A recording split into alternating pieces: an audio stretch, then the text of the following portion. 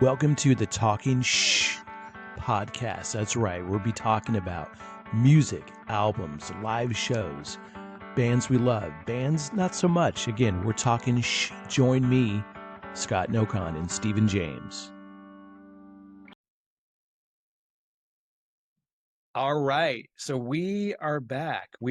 So Hello, Scott, everybody. Stephen James, or based on his name this week, it's Rock Hardaway. Episode 47, right?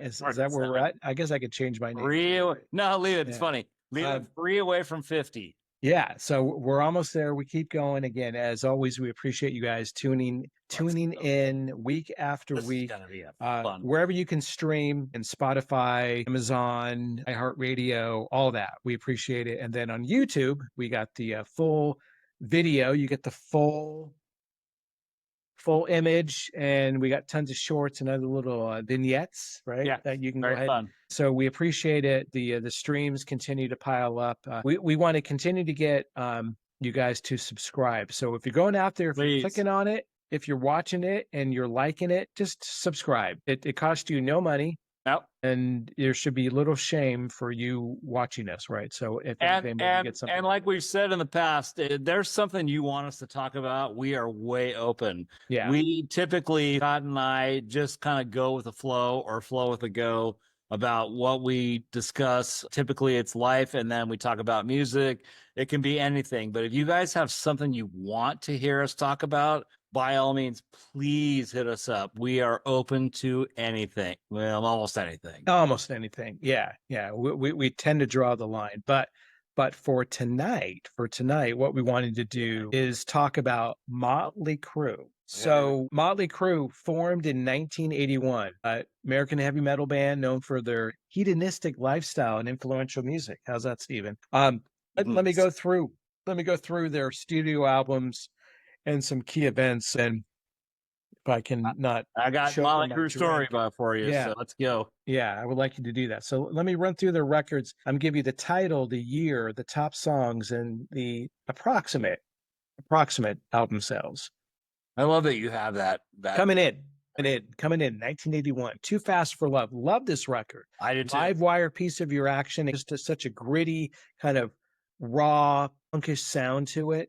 Approximate sales 1 million. Shout at the Devil 83. I remember riding my bike over to Music Plus in Cyprus, and picking up this record. Yeah, as you guys know by now, black with the red pentagram on the cover. It opens up double album with their pictures in the middle. Just go, what is this? And then hearing Shout at the Devil for the very first time. One of their better songs, Stephen, of all time, Looks That Kill. About 4.5 million on that. 2 years later, they took a departure. I think they got better as a band, but definitely the first time I saw this record, Theater of Pain, my buddies, we were, 14 going on 15 going, who are these guys? They're a bunch of fantastic record. Home Sweet Home, Smoking in the Boys' Room. I don't love that cover, but, as far as where they were going from a development standpoint, and seeing them at the Forum that year with Loudness, I believe, as an opener, 85. That was great. That did about 4.5 million. That's another gig we need to do about Loudness. Yeah, we do. Rock and Roll Crazy Nights. Yeah. Girls in 87. So again, 81, 83, 85, 87. They're just going at a really, really good clip here. Girls. Again, at this point, I think they kind of fully solidified their place as one of the top bands in the world, certainly from a metal, but just overall rock and roll. Presentation sound fantastic. The title track, Outside, great songs, just catchy. You could remember them, right? Just solid all around. Again, consistency, about 4.2 to 4.3 million. Now, this record, the next one in 89. Here we go. Two years. Remember back in the day, Stephen, bands were putting out a record every year or every 2 years. That was just the normal pace. Yep. So Dr. Feelgood comes out in 89. Yeah. Title track, Kickstart My Heart. Again, further development. They even developed even further refined sound at this point. I know a lot of people give them shit for their musicianship and the overall talent. I liked it individually, but yeah, there's no doubt that they were kind of at the top of their game. Yeah, I think that was the last of when I went. Yeah. So I'm glad you said that. So So that one, 6.6. So they went ahead and, like increased by half what their previous records were doing year over year, 4 million up to 6.5 plus. Motley Crue, just Hooligans Tommy Holiday Lee. Misunderstood in 94. Yeah, 5 years off. A lot's changed since that time. Dropped off dramatically, about 25% of the previous sales. They got a new About singer, didn't they? 20%. Yeah, John Corroboree. I like Yes. him as a vocalist. Things happen for a reason, and that's fine. But in that case, it just they weren't the same band, and they weren't doing arenas anymore at that point either. They dropped No, down to theaters no. for sure, and it was representative in their sales. 97, a couple years in between that. Generation Swine. Don't know this record. I remember the title, right? But wasn't Never really even listened heard to it. him. Wasn't really interested. Afraid and Beauty, A Million. Didn't New hear it. Tattoo in 2000. Hell and High Heard that Wheels. one. New Tattoo. The title track went gold. Saints of Los Angeles. Saints of Los Angeles was not a bad song. No, Overall, the record just was not, again, that's now 9-10 years past their kind of pinnacle. And that's kind of where they kind of petered out. That did a couple 100,000. But in that time, and it kind of alluded to this, let's kind of hit on some of their key events, Stephen, and then let's talk about these a little bit more. So in that kind of the big notable tour. I think it's been well publicized, not even from a tour, but just their prominence as they led into Too Fast for Love in 79, 80, and 81 when the record came out. The original pressing on leather records, they were selling it out of the trunk of their car, right? They sold thousands of copies. If you had an original pressing of that, you had a gem. I have original pressing of Too Fast for Love, but not of the leather records version. real quick, I just Yeah. gotta throw a great Do it. song in there. Stick to Your Guns. Stick to Your Guns, absolutely. Such a great one-off of what Motley Crue was back. Absolutely. First started out back in, and I think they were a South Bay band. So I know they were a South Bay band because I went and saw them. But Stick to Your Guns to me is one of the great. When you look at a Motley Crue album, you're like, oh yeah, Live Wire and all these stuff. But when you hear Stick to Your Guns, you're like, that's a great tune. Yeah, it was. It was definitely. Great tune. Notable tour, Shout at the Devil. Yeah. Major theatrical. They went beyond that. They were theatrical when they were playing the Whiskey, but now they have money behind them. They had budget. Yep. They had production. They could do that. Girls, Girls, Girls in 87, just their stage setup and pyrotechnics went even further. You got Tommy Lee and his spinning drum kit. Yeah, right? That was awesome. Dr. Feelgood, that really marked the peak of their commercial success. Yeah. Again, 6.5 going to 7 million records. Wow. In that. After, I'm not going to mention, the final two kind of notable tours. I guess I'll note the final tour, the supposed final tour in 2014, 15, 10 years later, and they're back at it again. And we'll talk more about that in a second. Here's some notable events. So, Stephen, I'll bring up one and then let's talk about this. So, let's 84, bassist Nikki Sixx suffered a heroin overdose, but was revived, inspiring the song Kickstart My Heart, which was on Dr. Feelgood. So, again, 5 years later on that, but yeah, he was dead, right? He was dead. And it just, there's a lot that's been talked about since that time, and even more so lately. And I'm always interested in why these stories come out that, did he even play on any of the records? Does he even play live?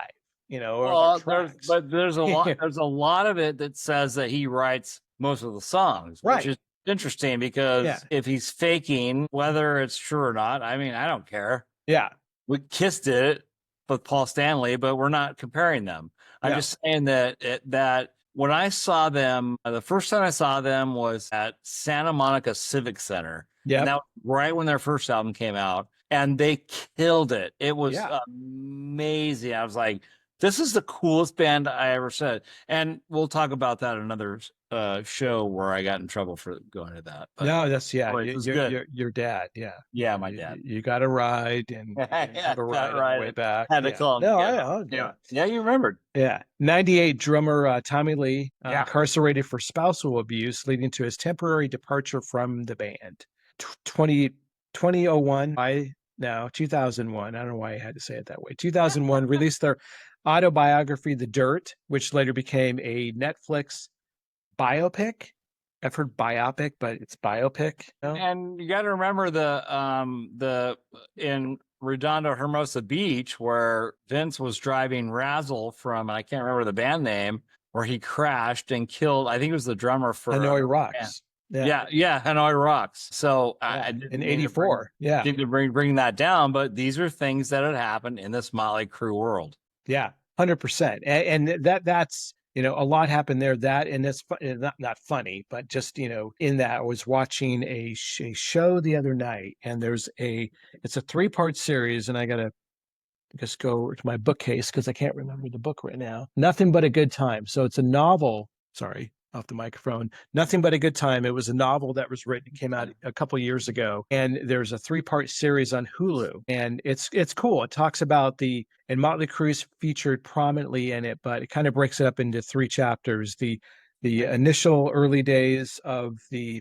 metal scene in Hollywood, LA, the kind of the peak of what was going on in that era. And then the last episode focuses on when it was kind of the demise, right? When Nirvana was coming out, and it was a kind of an extended interview with Stevie Rochelle from Tough, if you remember that band back in LA. And they were set to be, and I kind of forgot about this until he talked about it, but I remember the band because we were playing shows in LA all during this time, and they were on MTV, the countdown, and they were, let's say, if the top 10, they were, let's say, 5 and 6, and kind of continuing to move up. Admittedly, that song really wasn't that good, but within 3 weeks, that's when Teen Spirit came out, and there's been some debate on this. Some have said that was the final nail in the coffin of hair metal, and others have said it's not that genre completely just annihilated hair metal, which it did, but it didn't. It didn't do it because it was so different. It did it just because it was just better music, right? It just, at this point, everything was kind of played out. There was a dime a dozen metal bands. If you didn't have the first version of Rat, somebody was looking for the 4th or 5th version. They were looking for who's going to be the next Bullet Boys wasn't even the biggest one, but who's going to be the next Motley Crue, right? Who's going to be the next all that. So in that, it was really interesting. So the last notable fact I'll focus on going on.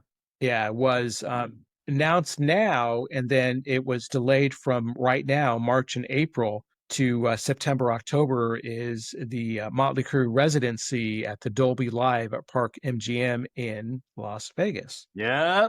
So he just had a required medical procedure. Yeah, I heard about that. Yeah, I've heard some say, what did he get did he get a installment of talent all of a sudden, or did he get a voice replacement? I heard that. I'm not saying that. I just heard that. And here's the funny thing is that I've seen there's a lot of goofy things going on YouTube about Vince Neil, and they goof him on his vocal unachievements and what he's saying, and they throw some weird things at the bottom of what he's trying to sing. And at some point, and Scott and I know this too, it's like you got to know when to quit the gig, right? I mean, Motley Crue's good. We grew up with that. We first started hearing Motley Crue in the early 80s, Too Fast for Love. That was like to me was like the ultimate metal that was like, this is the coolest thing ever. Absolutely. I got light on me now. Sorry if I look like a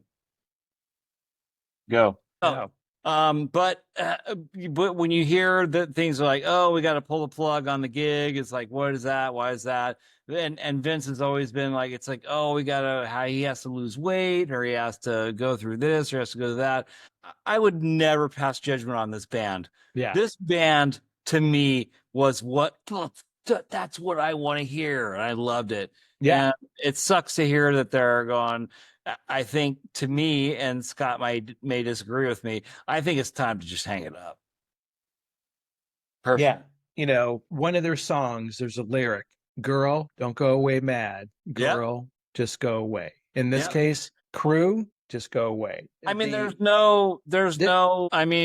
nothing left to prove, right? Yeah, John 5 is just a replacement. Yeah, it's like, And I pulled up some other dates, and thank you for mentioning about Razzle from Hanoi Rocks. I can't believe I jumped over that.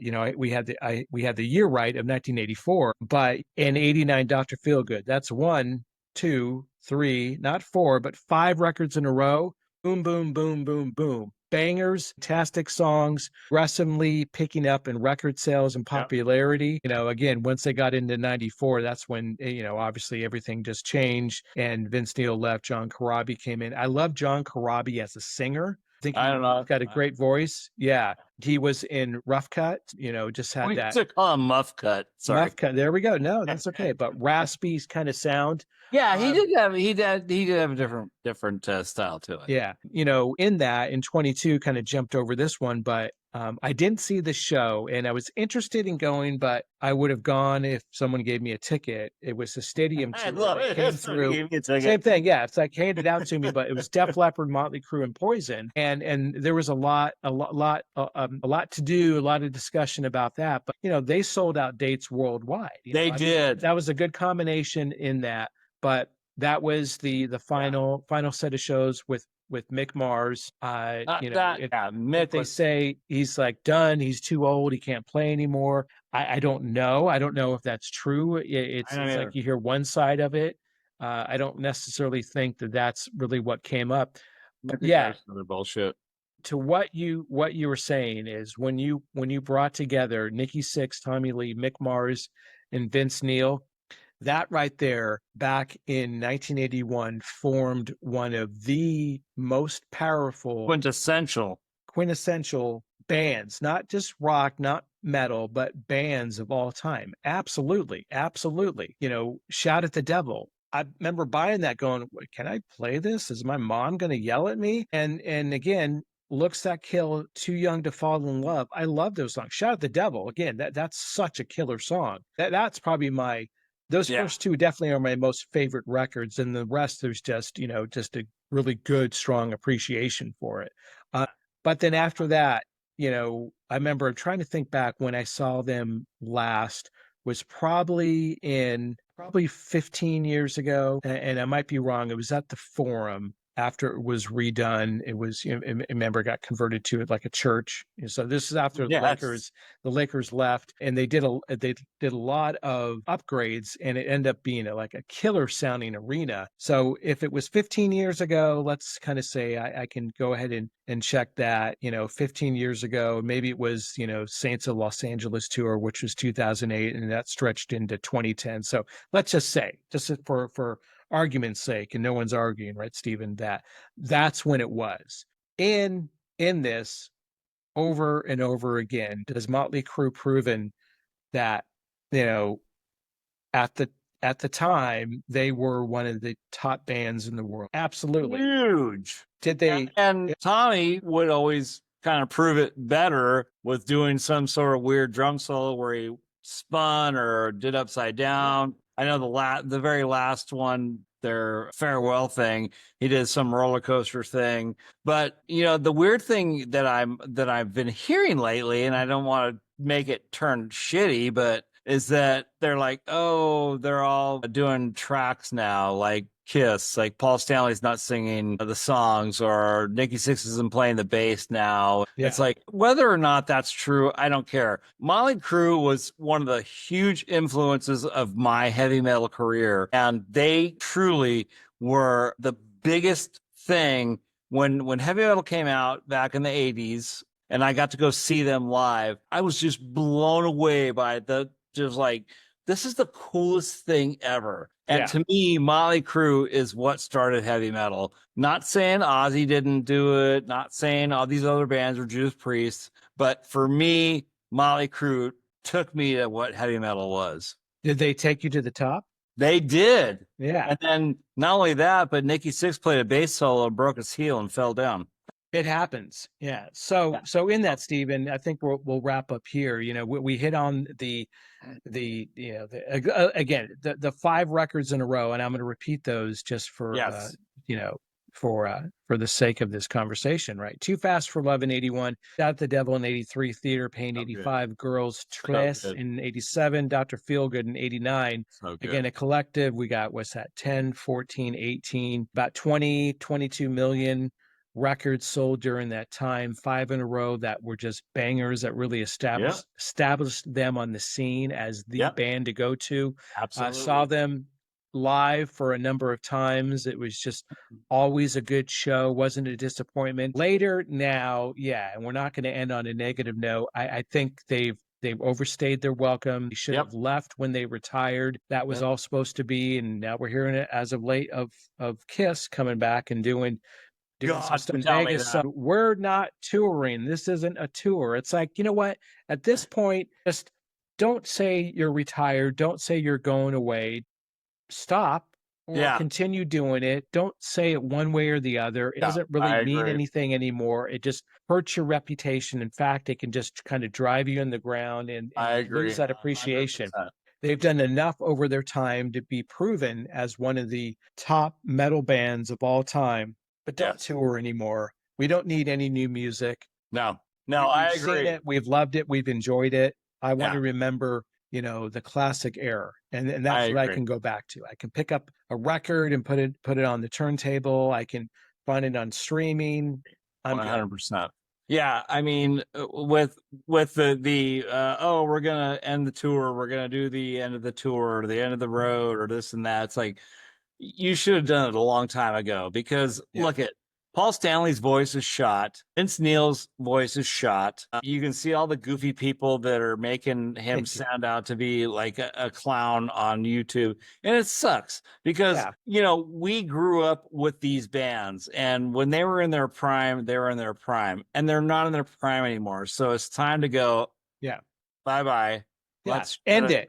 Somebody else is going to pick it up. So with that, guys, talking Stephen or Rock Hardaway for this episode. It's been a Scott, while. Again, let us know in the comments, what's your favorite Crue moment? What's your favorite Crue song and album? Hit us up on social media. Leave a comment, like it, subscribe, keep pushing those subscriptions up. We appreciate it. We thank you. As always, Stephen, thank you for making the time. I think this was a great conversation. I'm so thankful we can do this. Yeah. And guys, we're getting closer to 50 as we march towards 50 episodes. Yeah. This is 47. We're going to plan something special. We're going to pull out all the stops. Do we have time to mention your radio show? Yeah. Well, I think you have it right now. Yeah. Here we go. Scott, on Tuesdays, it's on 99.com. Scott does a show on Tuesdays that is shredding. There's amazing music that you'll probably never hear, and music that you probably heard, but there's also a great, and this is my favorite part, that Scott does it's called Triple Thrashback, and does some really cool thrash metal. But also he's also promoting all these great bands that you've probably never heard of. So please tune in, and Scott will tell you the time zones, because he and I live in different time zones. But 99 WNR Scott on Tuesday is the best radio show I've ever heard. So I'm going to leave it to you to give the details. No. Yeah. I think you said it all. Again, 99WNRR.com, 6 Central, 7 East, 4 on the West. Again, Tuesdays. So check it out. We'll put a link below. We try to link the shows together as far as the music that we play, the music we talk about. Good. We kind of go back and forth. Overall, again, this is a matter of us just kind of coming together, talking about what we enjoy, talking about what we love.